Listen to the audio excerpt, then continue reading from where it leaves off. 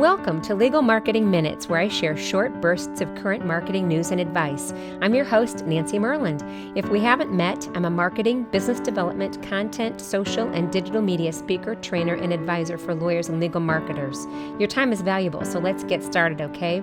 Well, welcome to client service tip number 2. And today we're going to talk about, again, along the client service continuum, about being proactive. And here are my suggestions for you.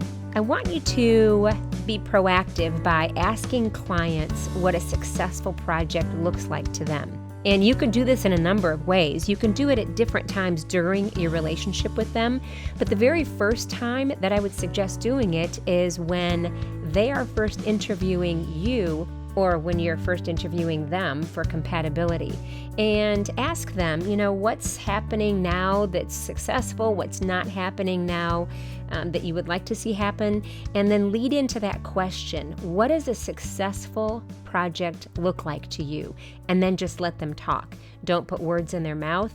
Just let them talk and let them define it. Of course, ask follow-up questions, but put the ball in their court and let them answer that question.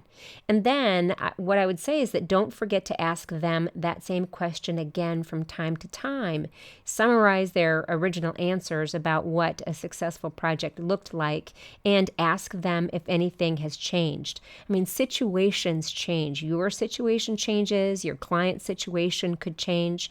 Work projects and something on their side might have changed, as well as any matter progress that you've made could also change expectations or your client's picture of a successful project. So make sure that you calendar in times to ask that same question to your client. You won't be sorry. And now that you know their definition of success, what I want you to do is prepare summaries or notes or reports on a regular basis to keep them up to date and to help them remember what success looks and feels like.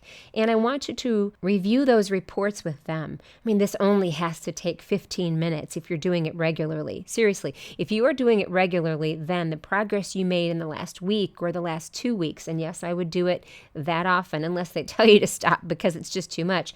But what client is going to tell you to stop providing updates to them? That's usually one of the number one complaints that we hear from clients about attorneys, is that they don't know what's going on. There's too much radio silence in between updates.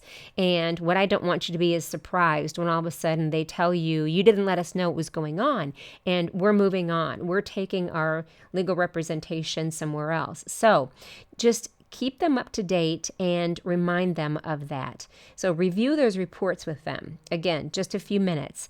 And you can do this any number of ways. You can do it via telephone. You can do it via Skype, or my tool of choice with my clients is Zoom.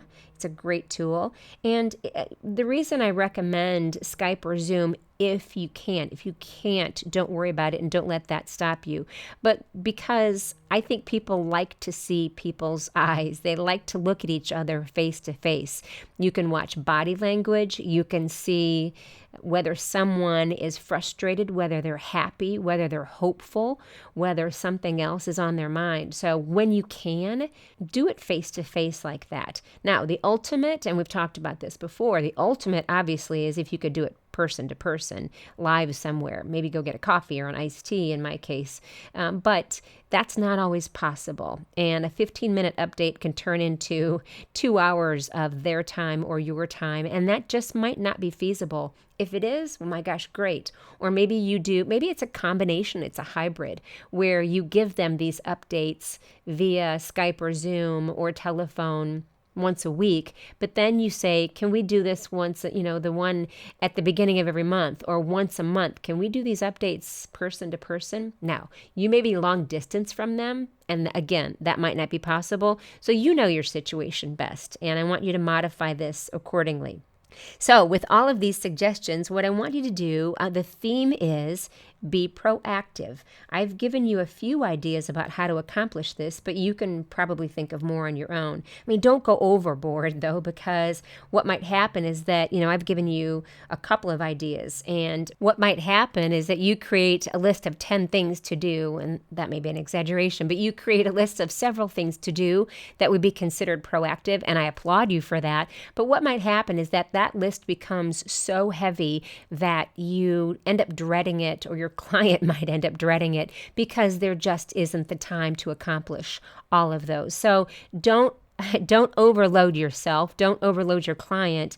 Just make sure that you pick some really important and valuable tools so that you can be proactive with them and answer their definition of success and then report back to them on a regular basis.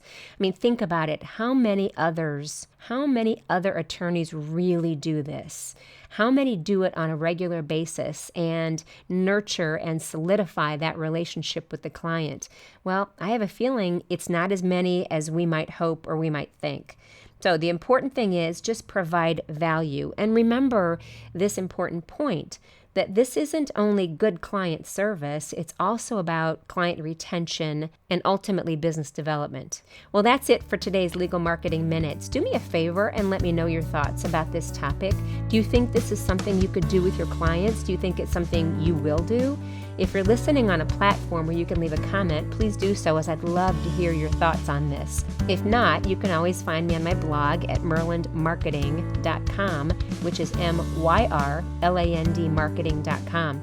Also, if you're connected to the legal profession, which most of you are when you visit, I invite you to join my Facebook group where we discuss marketing, business development, content, social, and digital media, which are all intertwined, You can find that by searching Facebook for Social Media for Lawyers and Legal Marketers with Nancy Myrland. When you do, just let me know this is how you found out about the group. Thank you so much for spending a few legal marketing minutes with me. I know your time is valuable, so I appreciate you spending them here with me. Until next time, I'm Nancy Myrland. Take care.